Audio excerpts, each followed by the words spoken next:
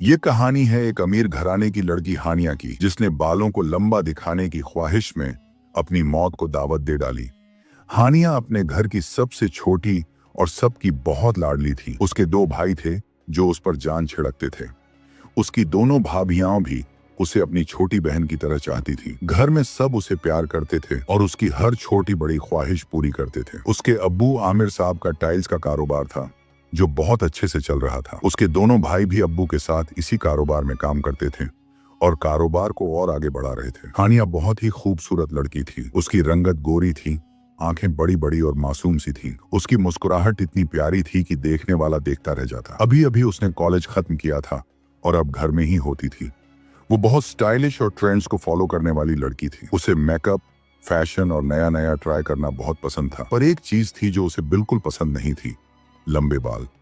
हानिया को छोटे सलीके से कटे हुए बाल पसंद थे। वो कहती थी, लंबे बालों का झंझट मैं कभी नहीं पाल सकती। सुलझाओ, बांधो, उनसेल लगाओ, वक्त ही नहीं बचता। उसने बचपन से ही अपने बाल छोटे रखे थे। उसकी अम्मी बीबी राफिया कहती, लड़कियों के बाल उनकी जीनत होते हैं। पर हानिया हंसकर चुप हो जाती। आमिर साहब का एक बहुत करीबी दोस्त हुआ करता था, बिलाल। वो दोनों बचपन से एक दूसरे को जानते थे, साथ खेले, साथ पढ़े और एक दूसरे के घर को अपना घर समझते थे। बिलाल को आमिर साहब का परिवार हमेशा से अपना ही लगा करता था। पढ़ाई के बाद बिलाल को एक अच्छा ऑफर मिला और फिर वो दूसरे मुल्क चला गया, वहीं बस गया। उसके साथ सिर्फ उसकी बीवी और एक बेटा था। हमीद कई साल पहले एक बार बिलाल अपने वतन वापस आया था। उस वक्त हानिया और बिलाल का बेटा हमीद दोनों तकरीबन हमउम्र थे, मुश्किल से 10 साल के।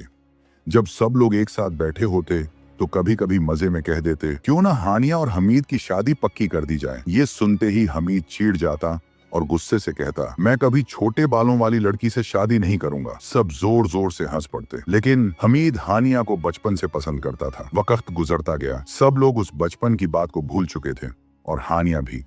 हमीद अब बड़ा हो चुका था और बिलाल भी अपने मुल्क में अच्छी जिंदगी गुजार रहा था। उधर हमीद के घर वालों ने उसके लिए रिश्ते देखने शुरू कर दिए थे। हर तरफ से अच्छे रिश्ते आ रहे थे, पढ़ी लिखी अमीर घरों की लड़कियां। मगर हमीद हर रिश्ते को किसी न किसी वजह से ठुकरा देता। आखिरकार एक दिन उसने अपने माँ बाप को बुलाया और अपने दिल की बात कह दी कि वो हानिया को पसंद करता है और उसी से शादी करना चाहता है। ये सुनकर हमीद के माँ बाप हैरान तो हुए, मगर फिर उनके चेहरे पर मुस्कान आ गई।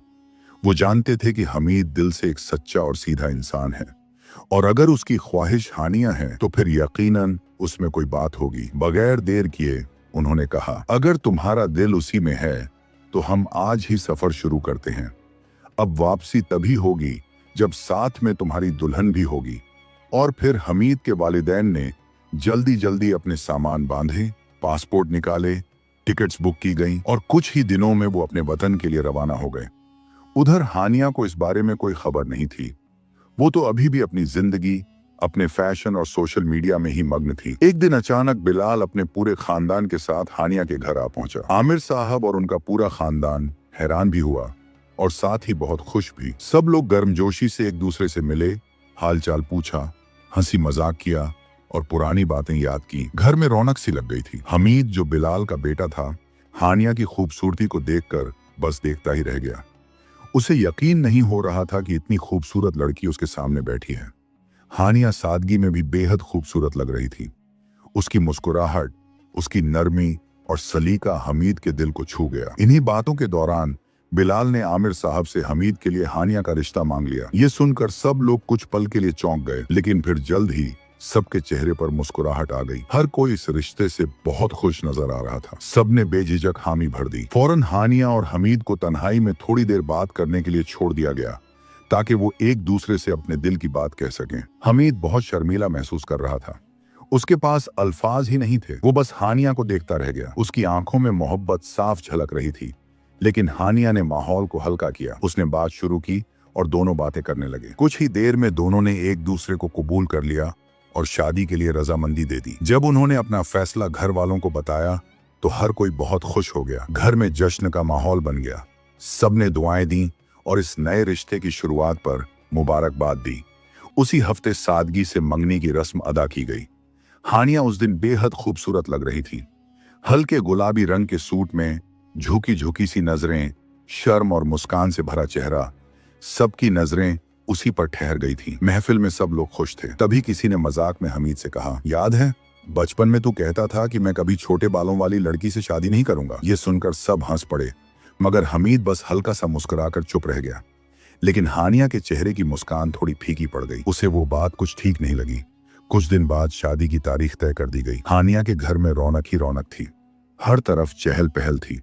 कोई मिठाई के टोकरे लेकर आ रहा था, कोई फूलों से सजी सीढ़ियां चढ़ रहा था और कुछ औरतें शादी के गीत गा रही थीं। इन्हीं तैयारियों के दौरान एक दिन हानिया सोशल मीडिया पर स्क्रॉल कर रही थी। तभी उसकी नजर कुछ लड़कियों की वीडियो पर पड़ी। वो सब हेयर एक्सटेंशन इस्तेमाल कर रही थी, यानी नकली बाल जो असली बालों में जोड़ दिए जाते हैं ताकि बाल ज्यादा लंबे और घने लगें।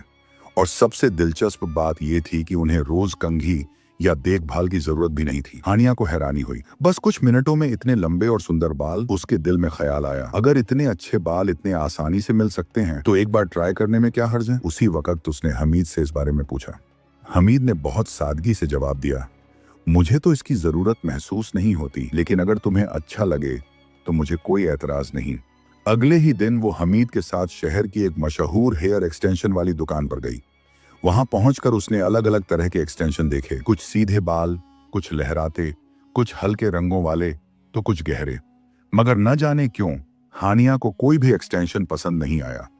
वो हर एक्सटेंशन को अपने बालों के पास लगाकर देखती, फिर हल्के से सिर हिलाकर मना कर देती। शादी के दिन वो बिल्कुल खास और अलग दिखना चाहती थी।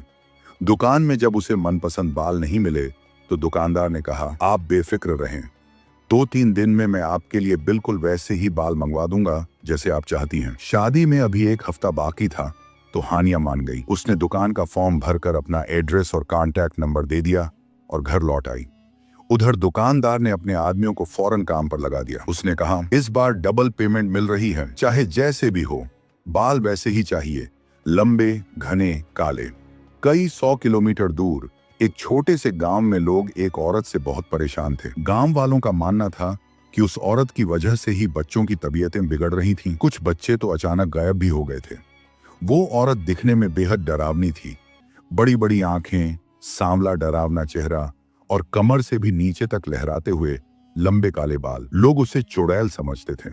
कहते थे कि वो रात में तंत्र मंत्र करती है और बच्चों पर काला जादू डालती है। कुछ दिन पहले ही गांव में ये खबर फैली कि उसने एक छोटी बच्ची की काली रात में बलि दे दी। गांव वालों का गुस्सा अब उफान पर था। वो औरत जान बचाने के लिए भागी, जंगलों से निकलकर सड़क की ओर दौड़ी। अंधेरे में सड़क पार करते हुए तेज रफ्तार ट्रक की चपेट में आ गई। उसका वहीं एक्सीडेंट हो गया और उसकी जान चली गई। उसी वक्त हानिया के लिए बाल इकट्ठा करने निकले दुकानदार के आदमी उसी रास्ते से गुजर रहे थे। उन्होंने सड़क पर लाश देखी और लाश के बालों पर उनकी नजरें टिक गईं। लंबे, काले, घने बाल, बिल्कुल वैसे ही जैसे मैडम ने ऑर्डर किया था। बिना कुछ सोचे समझे उन्होंने उस मरी औरत के बाल काट लिए और बैग में डाल लिए। बाल प्रोसेस होकर तैयार हो गए। डिलीवरी वाले दिन हानिया बेहद खुश थी। जैसे ही उसने डिब्बा खोला और बाल देखे, वो खुशी से झूम उठी। ये तो बिल्कुल वैसी ही हैं जैसी मैंने चाही थी। उसने आईने में बाल लगाकर देखा, चेहरा निखर उठा। अब वो वाकई दुल्हन जैसी लग रही थी। देखते ही देखते शादी का दिन आ गया। आज हानिया दुल्हन बनने जा रही थी। थोड़ी ही देर में वो पार्लर चली गई।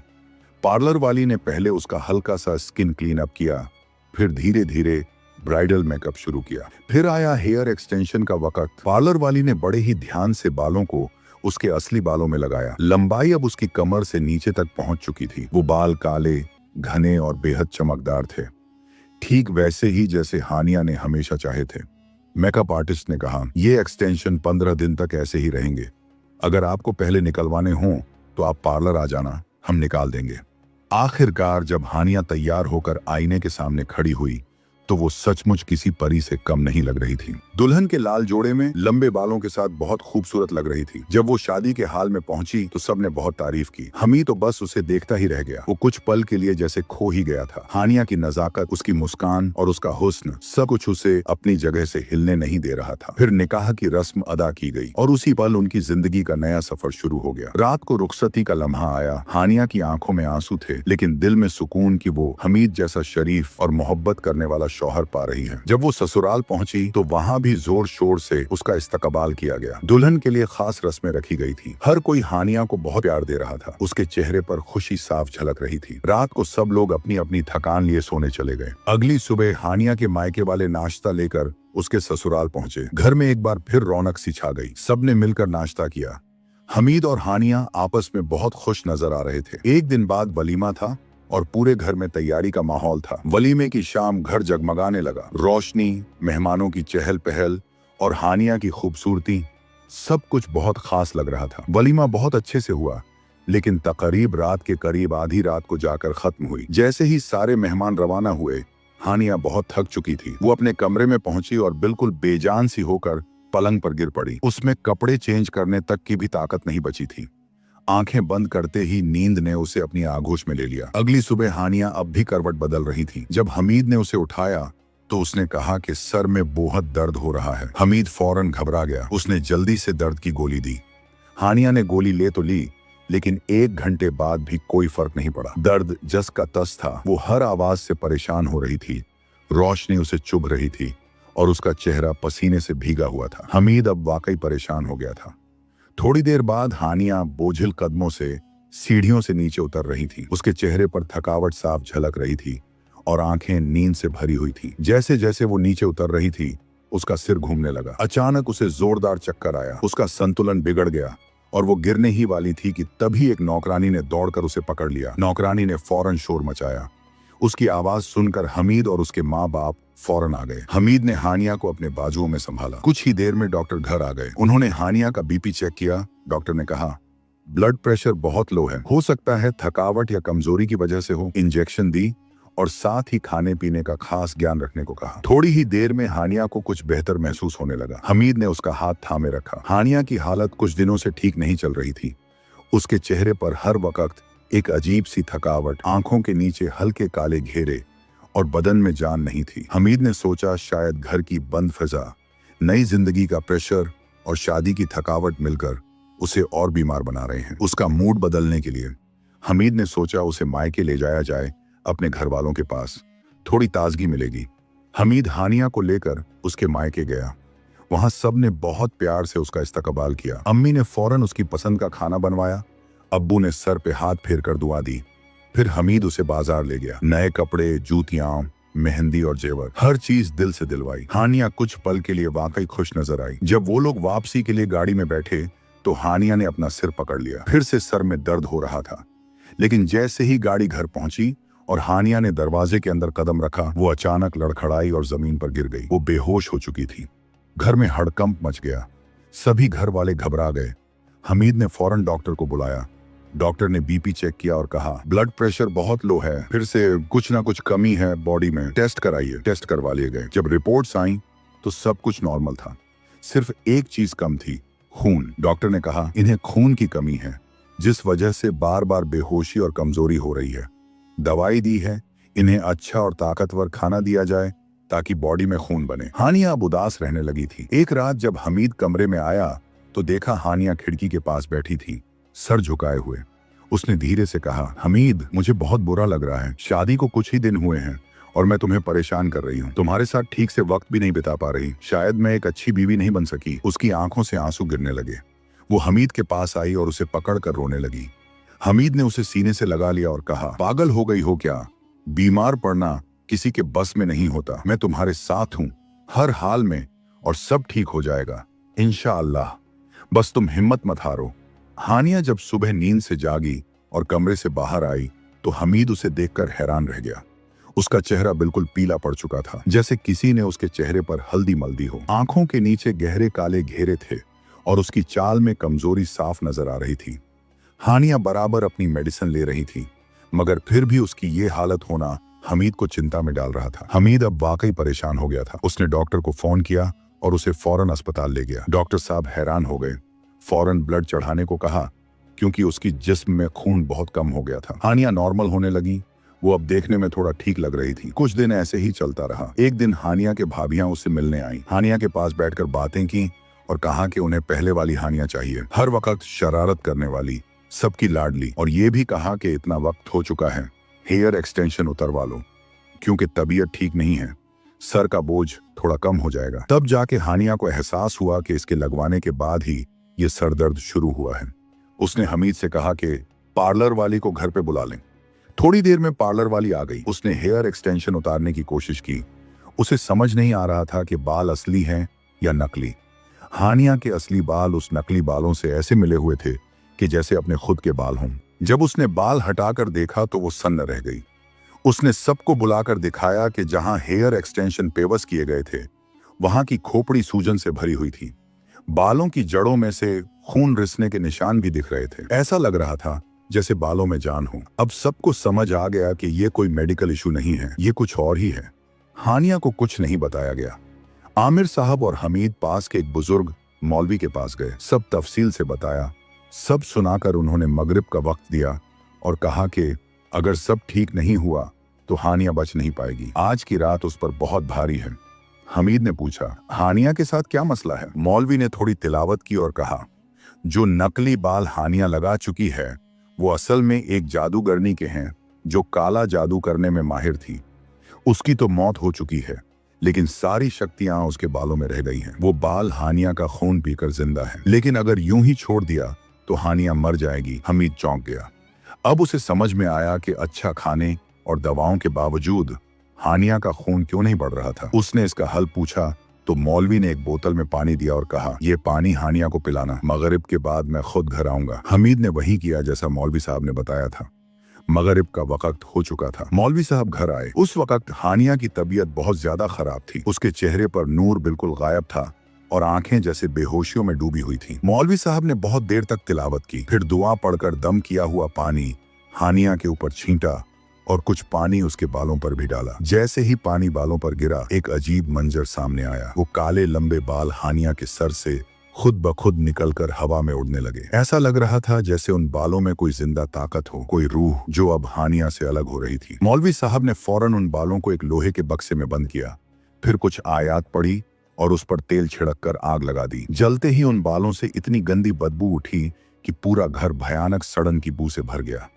हर कोई नाक पर कपड़ा रखकर खड़ा हो गया, मगर मौलवी साहब पूरी तवज्जो से पढ़ते रहे जब तक कि वो बाल पूरी तरह राख नहीं हो गए। हानिया को होश आ गया। उसकी सांसें अब बराबर चल रही थीं। चेहरा थोड़ा रंगत पकड़ चुका था। जब डॉक्टर को बुलाया गया और चेकअप हुआ तो उन्होंने कहा, अब सब नॉर्मल है, डरने की कोई बात नहीं। सबने मौलवी साहब का दिल से शुक्र अदा किया। अगर वो ना होते तो शायद आज हानिया जिंदा ना होती। चंद दिन बाद जब हानिया की तबीयत पूरी तरह संभल गई तो हमीद उसे अपने मुल्क वापस ले गया। हमें जो दिखता है वो हमेशा वैसा नहीं होता। हर चमकने वाली चीज सोना नहीं होती और हर सुंदर चीज महफूज नहीं होती। हानिया को सिर्फ लंबे और घने बालों की चाहत थी, लेकिन उसने अनजाने में एक ऐसी रूह को अपने साथ बांध लिया जो उसे अंदर ही अंदर खा रही थी। हमें कभी भी किसी अनजानी चीज को अपने जिस्म या जिंदगी का हिस्सा नहीं बनाना चाहिए, क्योंकि कुछ चीजें सिर्फ देखने के लिए होती हैं, अपनाने के लिए नहीं। खूबसूरती जब हद से बढ़ जाए तो वो तबाही बन जाती है। अगर हानिया की ये कहानी आपके दिल को छू गई हो तो इस वीडियो को जरूर लाइक करें, अपने जज्बात और राय कमेंट में हमारे साथ बांटें और चैनल को सब्सक्राइब करना ना भूलें, ताकि ऐसी ही और रूहानी, रहस्यमयी और असरदार कहानियां आप तक पहुंचती रहें।